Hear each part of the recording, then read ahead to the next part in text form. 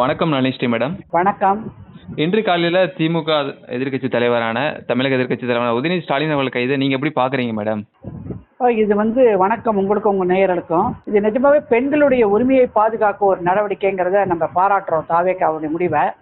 ஏன்னா நேற்றுக்கு பார்த்தீங்கன்னாக்கா வைகை ஆற்றை சுத்தம் செய்யும் நடவடிக்கையில் பி த லீடர்ஸ் மாற்றுவோம் இயக்கத்தின் தற்போதைய மூத்த சேவகர் சீஃப் மென்டர், அது முன்னாள் பாஜக மாநில தலைவர், உயர்ந்த போலீஸ் அதிகாரியாக கர்நாடகத்தில் பணியாற்றவர் கூட தெள்ள தெளிவாக இன்றைக்கி காலையில் ஒரு ட்வீட் போட்டிருக்காரு. என்னன்னாக்கா அந்த வைகை கரையை சுத்தம் பண்ணுற அந்த ஸ்மெல் இருக்கா, அதை பண்ணிட்டு வந்ததுக்கப்புறம் உதயநிதி ஸ்டாலினுடைய பேச்சை கேட்டேன் அப்படின்னு ஒரு பிளாக் போட்டிருக்காரு. அப்போ என்ன அர்த்தம்? அவ்வளவு கழிவுகள் நிறைந்த ஒரு வார்த்தையை தான் சொல்கிறத மறைமுகமாக சொல்கிறாரு. நேரடியாக சொன்னால் அவதூறாக போகணும். அது உண்மையான வார்த்தை. நீங்கள் பார்த்தீங்கன்னா தொடர்ந்து இது திமுகவோட ஒரே அஜெண்டா என்னன்னாக்கா தனி மனித தாக்குதல். இவங்க பை பர்ஃபார்மன்ஸ் என்றைக்கும் ஓட்டை வாங்குறது இல்லை. ஒன்று மோதிஜியை அட்டாக் பண்ணுறது, அவங்க அந்த காலத்தில் பிரைம் மினிஸ்டர். இப்போ பெண்களை அவதூறாக பேசுகிறது. நீங்கள் அந்த ஆட்சியில் இருக்கும்போது கூட அவங்க தொண்டர் கிருஷ்ணமூர்த்திங்கிறது எவ்வளவு கேவலமாக பெரும் நடிகை, அது பாஜகவின் மாநில துணைத் தலைவராக இருக்கிற திருமதி குஷ்புவை பற்றி அவலமாக பேசினார். இப்போ கோர்ட்டு தந்துச்சு, 1 வருஷத்துக்கு உள்ள தள்ளிடுச்சு, சிறையில் இருக்கார். இப்படியாக அவங்க கலாச்சாரமே எப்படின்னாக்க அந்த காலத்துல இந்த காலத்து வரைக்கும் அதாவது அசிங்கமாக பேசுறது, மேடையில் நாகரிகம் இல்லாமல் பழகிறது, இப்படியே அவங்க கையாண்டுட்டு வராங்க. நேற்றுக்கு நடந்த சமாச்சாரம் என்னன்னாக்க தஞ்சாவூரில் காவிரி பிரச்சனை பற்றி பேசுகிறாரு. அதாவது அனைத்து கட்சிகள் கூட்டம் நடத்துறது இல்லை, ஒரு அராஜக போக்கை அவங்க பேர் என்ன, ஒரு தற்போதைய முதலமைச்சர் ஃபாலோ பண்ணுறாரு, நாங்கள் அப்படி கிடையாது அப்படி பேசிட்டு விட்டுற வேண்டியதானே. அதை பேசிட்டு காவிரி நீர் அப்படின்னு சொன்னப்பறம் இங்கே கீழேருந்து தொண்டர்கள் ஒரு பேரை குறிப்பிட்றாங்க. I don't want to mention name. பாவம், அவங்க ஒரு பெண்மணி. அந்த எந்த தொழிலில் வேணால் நான் இருக்கலாங்க, நான் வைக்கல் தொழிலில் இருக்கலாம், அவங்க கலைஞராக இருக்காங்க. இதில் என்ன தவறு? எப்போதும் அப்படி தான் திருமதி குஷ்பு ஒரு கலைஞராக இருக்கிறது அவங்கள தாக்கிறாங்க. இப்போ நம்ம மேடத்தை அப்படி அவங்க திரிஷாவை தாக்குறாங்க. என்ன காரணம்? இங்கே குரல் கூட்டத்துலேருந்து எழும்புது அந்த பேரை சொல்லி. அவர் என்ன பண்ணியிருக்கணும், இப்போ தேவையில்லாமல் இந்த பேரை எதுக்கு பேசுகிறீங்க, இப்போ கூட்டத்தை கவனிங்க, நாங்கள் என்ன சொல்கிற கருத்தை கேளுங்க அப்படின்னு நடக்கலை. அவர் என்ன சொல்கிறார், நீர் இந்த நூறு தன்னால் வரும், நான் இந்த நேரத்தில் காவிரின்னு சொல்லி பார்த்துக்காரு. இது என்ன 2 அர்த்தம்? அவங்க குரல் எழுப்புறாங்க அந்த பேரை சொல்லி, உடனே உடனே அதுக்கு பதில் பேசுகிறாரு. அப்போ அடுத்த லைன் இவருக்கு என்னமா இருந்திருக்கணும், அமைதிக்காரங்க இந்த பேச்ச தேவையில்லை, யார் யார் இருக்காங்களோ உள்ள வெளியில் தள்ளுங்கப்பா, யார் யார் இந்த குறை கொடுத்தாங்களோ இதெல்லாம் நான் வன்மையாக கண்டிக்கிறேன், ஏற்றக்கூடாது. ஏன்னாக்க உங்கள் குடும்பமே திரைப்பட தயாரிக்கிற தொழிலில் இருக்கிறவங்க, அந்த மேடத்தை வச்ச பல படங்களை எடுத்திருக்கீங்க ரைட்டா. இப்பயும் தயாரித்து வேணா உங்கள் குடும்பம் தான் அந்த மாரன் பிக்சர்ஸும் எடுக்கிறாங்க. அப்போ நீங்களா அவங்களை கூட்டு கலைஞராக நடிக்க சொல்லிட்டு இப்போ என்ன பேச்சு பேசுறீங்க? ஏன் இவர் கலைஞர் உதயநிதி ஸ்டாலின் ஒரு கலைஞர், அவர் நடிக்கலையா ஒரு ஹீரோவா? அவருக்கு இப்போ தெரியாதா? அவர் என்ன பண்ணியிருக்கணும்? அப்போ அமைதிக்காரங்க, இதான் தவறு. ஒரு மாநில அரசினுடைய எதிர்கட்சி தலைவர் ஒரு கேபினெட் போஸ்ட், ஒரு மந்திரிக்கு ஈக்குவலானது. அப்போ அத்தனை பெனிஃபிட்டே அனுபவிக்கிறீங்க. அப்போ அந்த தொண்டர்களை கட்டுப்பட வேண்டிய பொறுப்பும் உங்கள்கிட்ட இருக்கு. அதையும் தாண்டி அங்கே இருக்கிற பெண் தொண்டர்கள், அவங்களுக்கு ஒரு கேள்வி, உங்களை இந்த மாதிரி பேர் கொடுத்து நீங்கள் கேட்டுட்டு இருந்தீங்களா? அந்த வார்த்தை உங்களுக்கு தானுங்க பொருந்தும், டபுள் மீனிங்கு. யாருக்கு உங்களுக்கு பொருந்தாதா? அப்போ தலைவரை இப்படியெல்லாம் பேசாதீங்க, நம்ம கட்சியில் இருக்கிற பெண்களை யாரும் விரும்பலை. ஒரு குரல் வந்துச்சா? வராது. ஏன்னா இவங்களாம் அடிமைகள்கிட்ட குரல் எதிர்பார்க்க முடியாது. அதாவது பேசிட்டு போகிற பக்கம் கேட்டாக்கா நான் என் பேரை சொன்னேன்னா நீ கேட்குறாரு. பஸ்ஸில் சொல்கிறாரு, கைதும் போது கூட்டிகிட்டு போகிறச்ச நான் எங்கே பேரை சொன்னேன், யார் பேரையும் சொல்லலையே அப்படிங்கிறாரு. பேர் சொல்லி தான் புரிஞ்சு, சரி நீங்கள் சொல்லலை, உங்கள் தொண்டர்கள் சொன்னாங்களே, ஏன் அடக்காமல் சும்மா இருந்தீங்க? அப்போ ஒரு செட்டப்பு, நான் பேசுகிற மாதிரி பேசுகிறேன், நீ அடிக்கிற மாதிரி அடி, நான் அடிக்கிறேன் அப்படின்னு சொல்லி தயார் பண்ணி வச்சு நடத்திய நாடகம் தான் அது.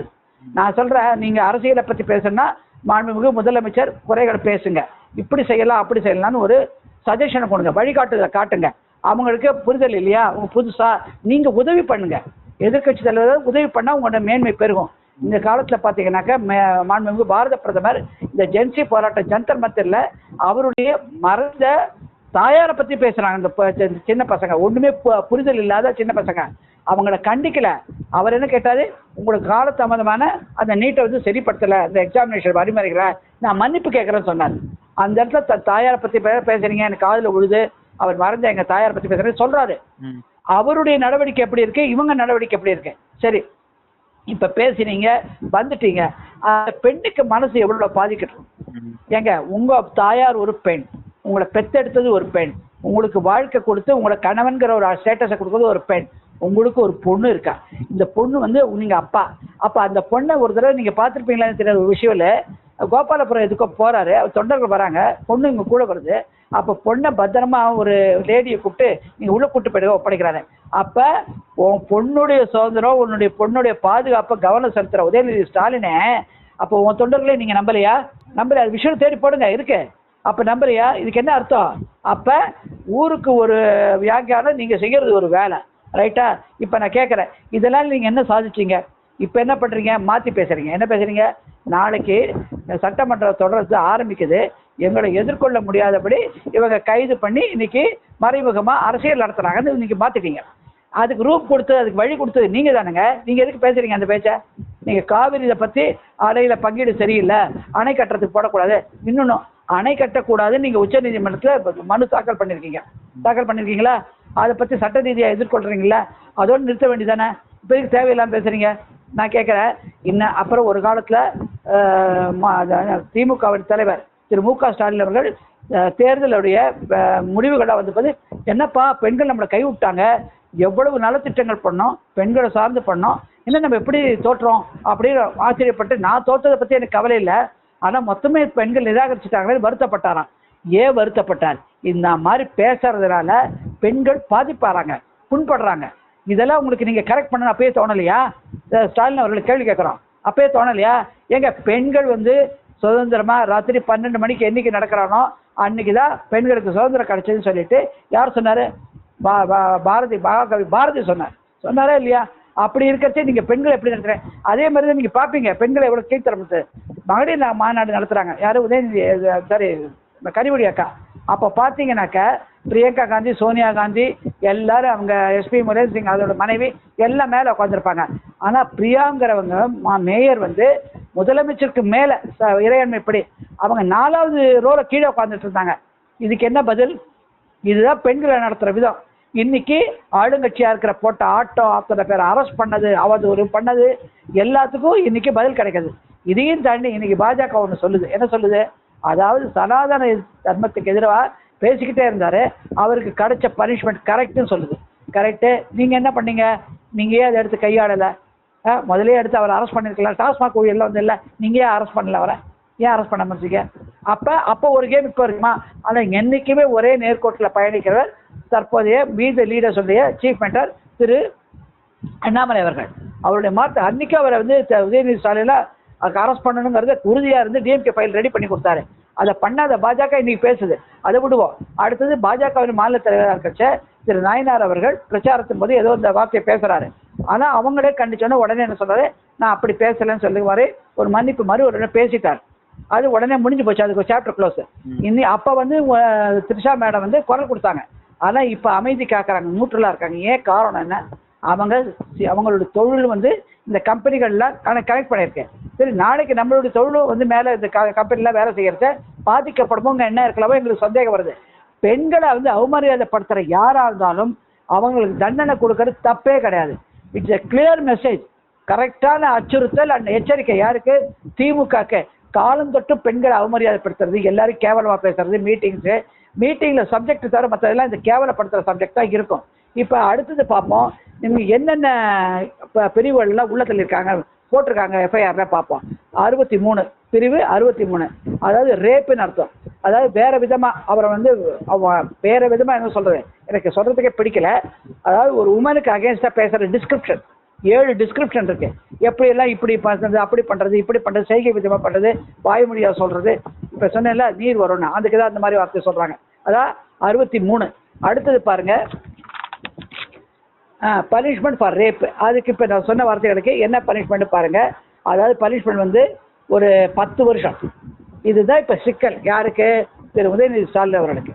இப்போ 10 வருஷத்துக்கான தண்டனையும் அதுக்கு கூடவும் கொடுக்கறதுக்கான முகாந்திரம் உண்டு. அடுத்தது பாருங்கள் 71 திருப்பி இதே மாதிரியே பேசிக்கிட்டு இதே மாதிரியே பண்ணிக்கிட்டு தான் இருந்தானாக்கா 64, 65, 66, 70 இருக்கிற எல்லாத்துக்கும் சேர்த்து அவருக்கு திறமையான ஒரு முக்கியமான கடினமான பனிஷ்மெண்ட் கொடுக்க போகிறோம். அது வாழ்நாள் ஆயுள் தண்டனையாக கூட இருக்கிறது சான்ஸ் உண்டு சொல்கிறாங்க. 71 கொண்டு வந்திருக்காங்க, 71 போட்டிருக்காங்க. அதனுடைய பிரிவு தான் ஆச்சா. அதுக்கப்புறம் பாருங்க எத்தனை பிரிவுகள் போட்டிருக்காங்க, 79 போடுறாங்க. அதாவது வாய்மொழியாகவோ இல்லை செய்கை வழியாகவோ இல்லை ஒருத்தரை வந்து ஒருத்தர் பெண்ணுடைய என்ன மாட்சிமையை குறைக்கிற விதமாக பேசினா எந்த 79 வரும். இப்போ என்ன பேசுகிறாரு, வாய்மொழியாக பேசுகிறாரு. ஏன் வாய்மொழியாக பேசினாரு, அதனால் இப்போ இந்த 79 வருது. இந்த 71 வரும்போது ஒரு 3 வருஷத்துக்கான தண்டனைகள் உறுதி. இதெல்லாம் நான் பெயிலபிள் அஃபென்ஸ், பெயில் உடனே கிடைக்காது. எத்தனை செக்ஷன் சொல்கிறேன் பாருங்க. அடுத்தது 351 352 எல்லாம் போட்டிருக்காங்க. இப்போ வந்து 196 போட்டிருக்காங்க. அதாவது ஒரு 2 இந்த மாதிரி பேசினால இன்னைக்கு என்ன ஆகுது, தாவேகா திமுக போராட்டம், மக்களுடைய அன்றாட வாழ்க்கை இன்னைக்கு பாதிக்கப்பட்டிருக்கு. அதுக்கப்புறம் கடைகள் மூடப்படுறது, கல்லடி கல்லடி நடக்குது. இப்போ இந்த மாதிரி ஒரு கலவரத்தை உண்டாக்கியது யாரு, இவருடைய பேச்சு. அதனால இன்னைக்கு அந்த செக்ஷனை கொண்டு வந்துட்டாங்க 396 ரைட்டா. அதுக்கப்புறம் பாருங்க 351 352 போட்டிருக்காங்க. 351 352 என்ன சொல்றாங்க, 351 ஒருத்தர் தூண்டு வைக்கிறது, கிரிமினல் இன்டிமினேஷன். அதாவது வந்து உன்னை நான் பயமுடுத்தி உன்னுடைய ரெப்படேஷனை, உன்னுடைய சமுதாயத்தில் இருக்கிற ஒரு அந்தஸ்தை குறைச்சி எப்படிலாம் பேசணுமோ அந்த மாதிரி பேசுறதா 351. அதுக்கான பனிஷ்மெண்ட்டாக 352. இந்த 351 மேடம் வந்து ஒரு செலிபிரிட்டி. அந்த செலிபிரிட்டியோடைய பேரை சொல்ல வச்சு இவர் என்டர்டெயின் பண்ணி பேசினது இது ஒரு தவறான அவருடைய மாட்சிமையை குறைக்கிறதுனால இந்த கூட்டத்தை தூண்டி விட்டுருக்காரு. இந்த தூண்டி விட்டு அதை பேச வச்சதுனால அந்த செக்ஷன் வருது 351. அதே மாதிரி இப்படி தான் இப்போ செக்ஷன் 6 செக்ஷன் மேலே வந்திருக்கு. இப்போ எல்லாமே அதையும் தவிர முக்கியமான ஒரு பிரிவு செக்ஷன், ஆமாம், section 4 of women's harassment act. அது வன்மையான பொது வழியில் பெண்களை வந்து கொடுமைப்படுத்துறது. அதுக்கு 3 வருஷத்துக்கான தண்டனை உண்டு. சொல்லி முடிச்சுட்டேன்னா இப்போ எல்லாத்தையும் பார்த்தீங்கன்னாக்க இவருடைய சிக்கலில் மாட்டிகிட்டு இருக்காரு. இவங்க சொல்கிறது ஏற்றுக்க முடியாது. நாளைக்கு பட்ஜெட் செஷன்லாம் இவங்க எதிர்கொள்ள அடுத்த செஷன் வரப்போகுது. அடுத்த அசம்பிளி கூட்டத்தில் இப்போ இருக்க தானே இருப்பார். அதனால் இவருக்கு இன்றைக்கி ஆன்டிசிபேட் பெயில் மூவ் பண்ணுறாங்க. அதனால் அரெஸ்ட் ஆனால் நிற்காது. இப்போ தஞ்சாவூர் செஷன் கோர்ட்டில் தான் அவர் வந்து அடுத்தது பிழைக்கு மூவ் பண்ணணும். இதுதான் விஷயம். ஆனால் இது நல்ல வரவேற்கத்தக்க சமாச்சாரம். நன்றி மேடம். வணக்கம்.